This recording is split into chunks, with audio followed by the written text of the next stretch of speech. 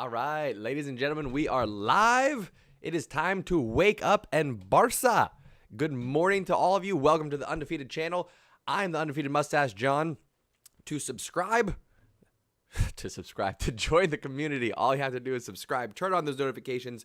This is a new series, folks. Wake Up and Barca, where I wake up and I Barca.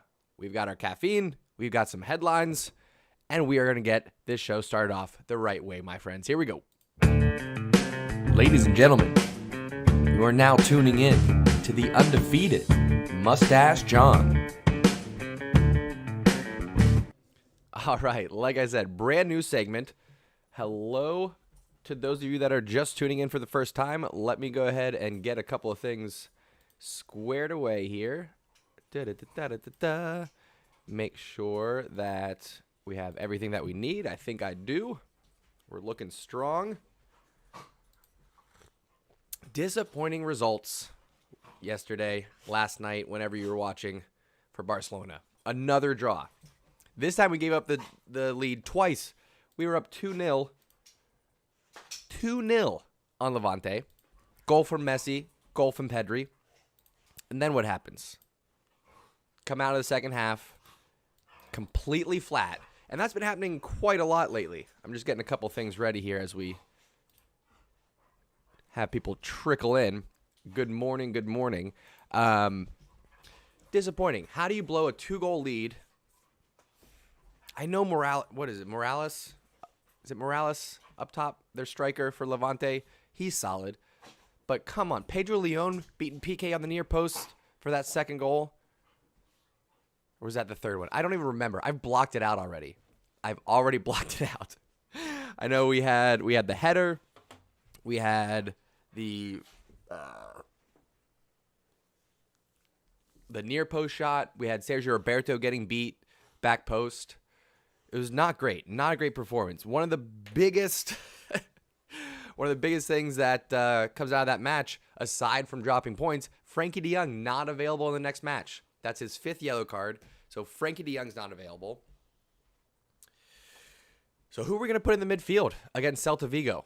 I really don't know. Ilaix Mariba turning out, I'm not going to call him a bust. Obviously not a bust. Kid's like 18 years old.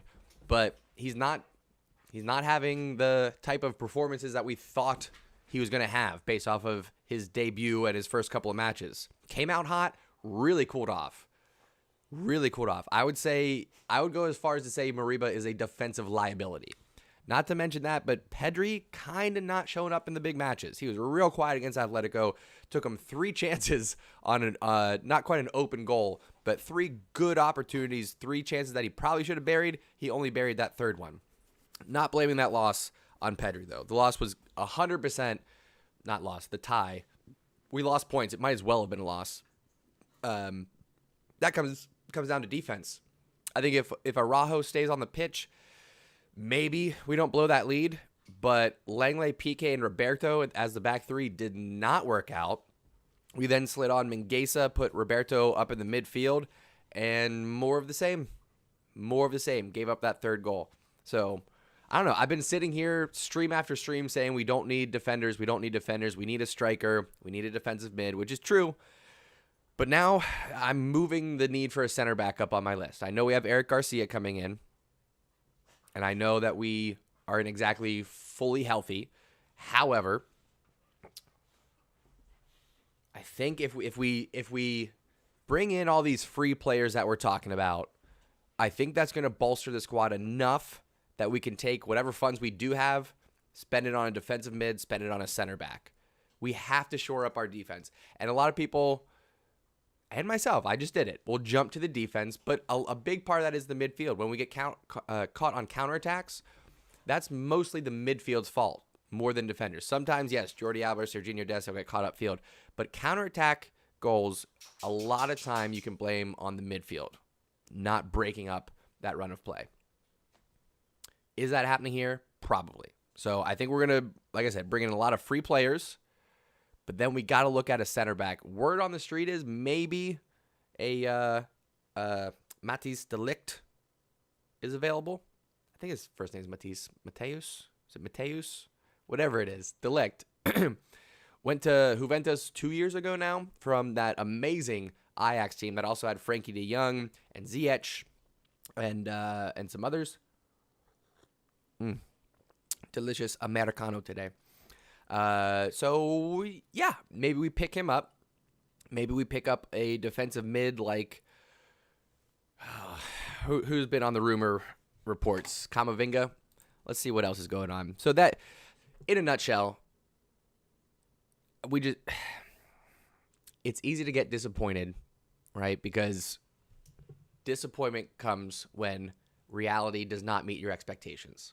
And I, along with Kool-Aids around the world, let myself have the expectations of maybe winning La Liga. Maybe. Could we do it? Yes, possibly. We have a chance. Blew it. We have another chance. Blew it. We have one more chance. Blew it. At the end of the season, we're going to be able to look back and say, hey, we weren't supposed to win La Liga. So, yes, that was a bit of unnecessary drama. But at the end of the year, we're going to look back and we're going to say, you know what? We did better than we expected. We got the Copa del Rey championship. We weren't expected to win La Liga. We performed up to par, I'll say, based off of the expectations at the beginning of the year. But most importantly, we have stuff to look forward to for next year. We really do. Eric Garcia is coming in.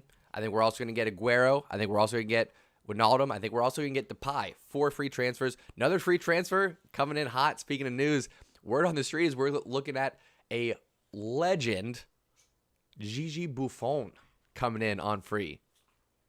Could be very exciting. Mingueza, Araujo, and Eric Garcia in the back line. That's very possible. There's a good chance that is going to be the majority of playing time rolls through those 3 center backs. It'll be very curious to see if we actually stick with a 3-back formation for next year and moving forward. It might not be the case. We may switch back to the traditional 4-3-3 depending on if Ronald Koeman stays. We'll see. I mean, I'm team let him stay until Xavi's ready. But I don't know. Over in Liverpool, there's some interesting things happen. Maybe Jurgen Klopp is looking for a fresh start. Who knows? I know that's wild. Unlikely to the 10th degree. But we can dream, can't we? So we'll see. But yeah, more rumors of free players. Gigi Buffon coming on. We got a lot to look forward to for next year, including our youngsters, Eric Garcia, Araujo, Mingueza. Lots of people that we can rely on for the future. But mostly, like I said, I just kind of need this. I just kind of need this season to end so that we can move forward with something else. All right, let's go ahead and see what other headlines we have. Barcelona News Today. Give it a quick Google.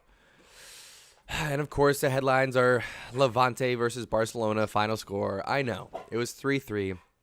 Marca with the headlines today. How can Koeman continue after this?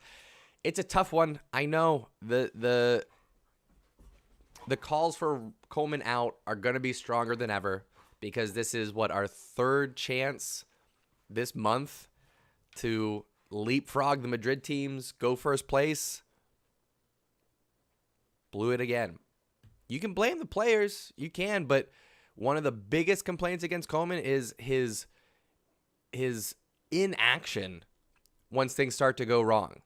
He waits until there's 5-10 minutes left in the match before he starts making impactful substitutions unless there's an injury. That's really it. Injuries aside, Ronald Koeman's like, I'll wait till there's 5 minutes left to put on Ricky Puig, who came on and was a bit of a spark. You need that. You need to have that spark. So, I don't know. I don't know how he continues after this. I mean, it just depends. Who are we going to get to replace him? By all means, let me know in the chat. Who can we get to replace him? Everyone's saying Xavi, but I haven't really been hearing anything out of Xavi. It's mid-May at this point, and Xavi hasn't been saying anything about coming. I was surprised to see Busquets play in his half Hannibal Lecter mask. We were missing him. That was such a glaring hole once he went off injured against Atletico Madrid. Once that happened and Frankie de Jong had to drop into the defensive role, no longer able to push forward, Ilaix Mariba comes on, and not the same. Just not the same. So now that we're going to be missing Frankie de Jong, I don't know who starts. Leo, it's not going to be Guardiola, my friend. I wish, but he said multiple times that it's not happening. I mean, if he's still managing in 10 years, maybe I could see him coming back.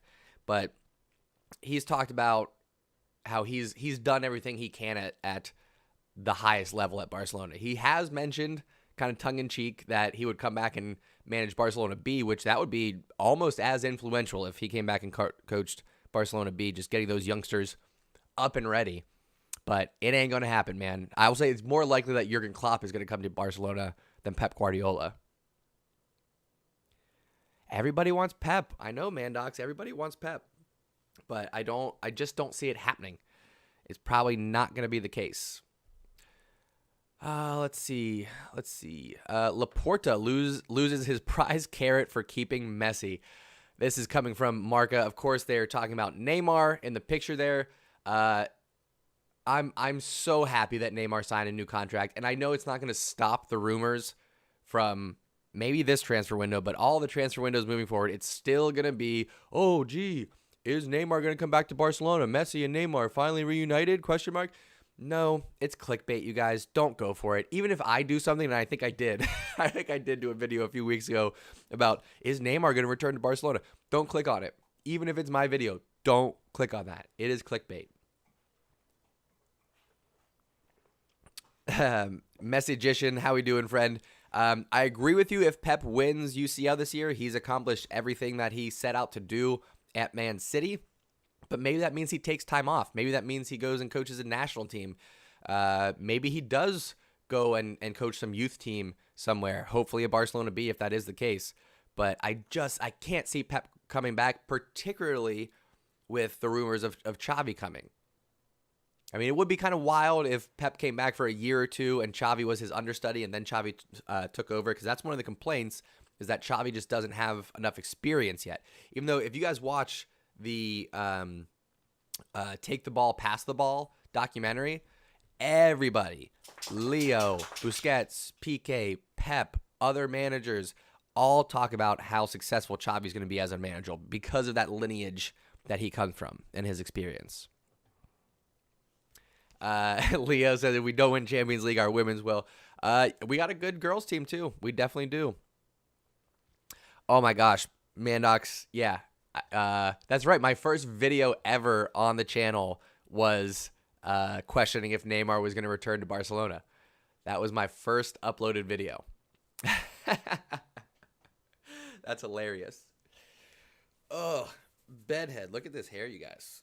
Look at this hair. It's wild. So yeah, no Neymar, no thank you. To call back a little Easter egg for my first ever video, Neymar, no thank you. Next headline, Barcelona allergic to the top. Apparently, we just can't do enough. 3 or 4 chances in the last, 7 matches. I think 3 of our last 7 matches have been at an opportunity to take first place, and we just can't do it. Just can't do it. Another headline, half of Barcelona's lineup are walking the tightrope. I would agree. There's a few players on there that are like, is this going to be enough? Do we need to look to the transfer market? So I don't know. We got a lot of free transfers coming in that I think are going to bolster the squad. I think Aguero and Depay on the free is going to take care of our number 9. Depay can also play a little bit on the wing if needed, but I don't think we're going to go that route. I think we're going to get him for the pure number 9. Who else we bringing in? Eric Garcia. He's already signed, locked in. I think we're going to bring in Wijnaldum. There hasn't been a lot of reports on that, but I think Wijnaldum is going to be another key to bolster that midfield. I don't think he'll be a regular starter, but I think he'll be in the rotation. Probably get starts in Copa del Rey and some other places. Xhaka, I know, man. I know. Just wait. I think the biggest part was waiting on the substitutions, and probably should have brought in Mingueza instead of Roberto at that center back position, but he was trying to prove a point. Because Mingueza had a shit match against Atletico Madrid, and so Ronald Koeman benched him, put in Araujo. Araujo gets injured, and he doesn't want to put him in Gesa because he was trying to prove a point. Listen, Zaka, Sergio Roberto gets to stay as long as he wants for La Remontada.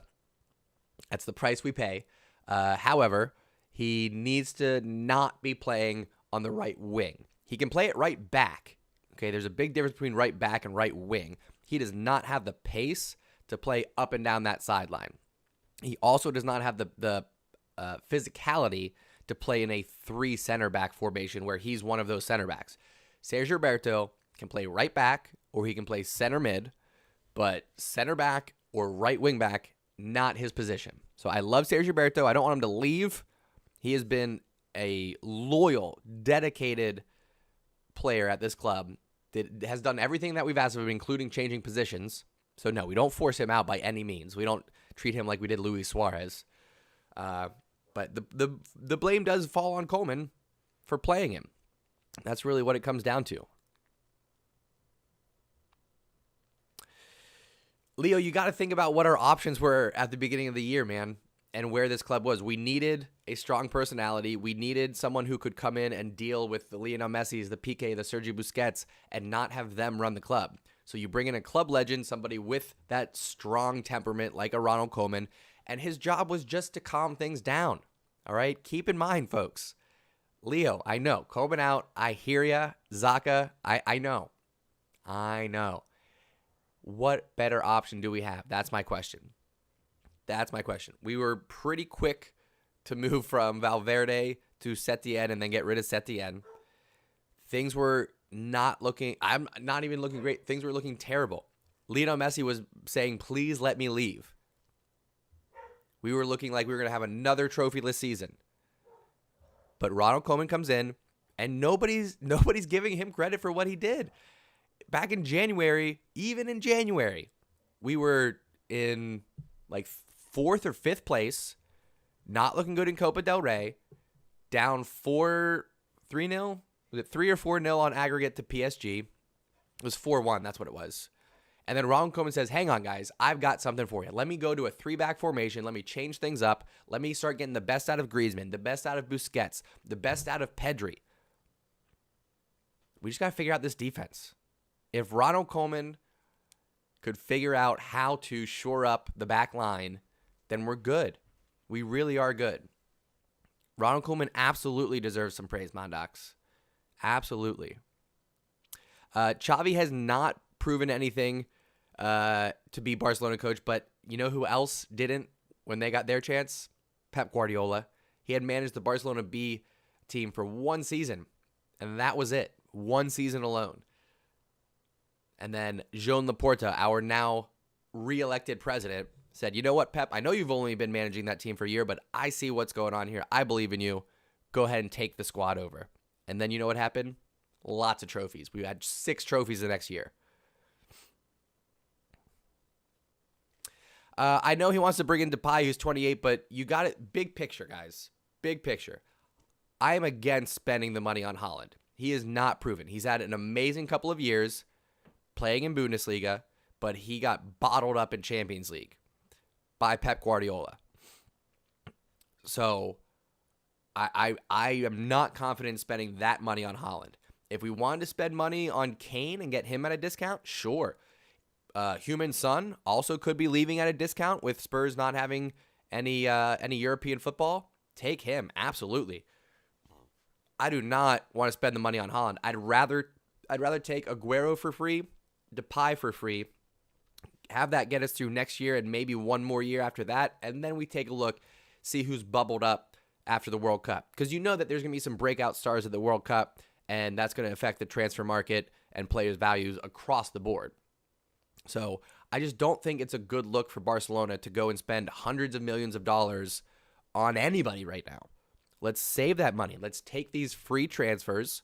Let's see if we can maybe get a discounted center defensive mid, a discounted center back.